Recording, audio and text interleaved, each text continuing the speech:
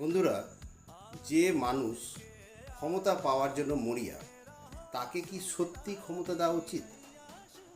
কারণ একটি বিখ্যাত কথা আছে, the desire to be politician should bar you for life from ever becoming one.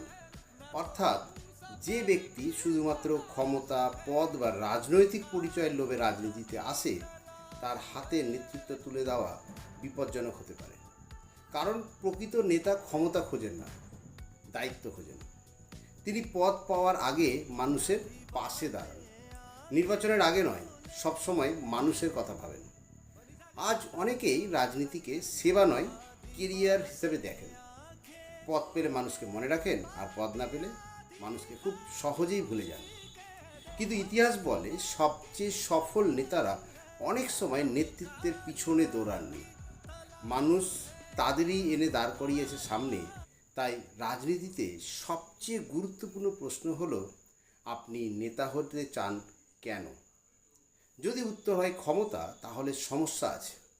যদি উত্তর হয় মানুষের সেবা, তাহলে নেতৃত্ব নিজেই আপনার কাছে আসবে।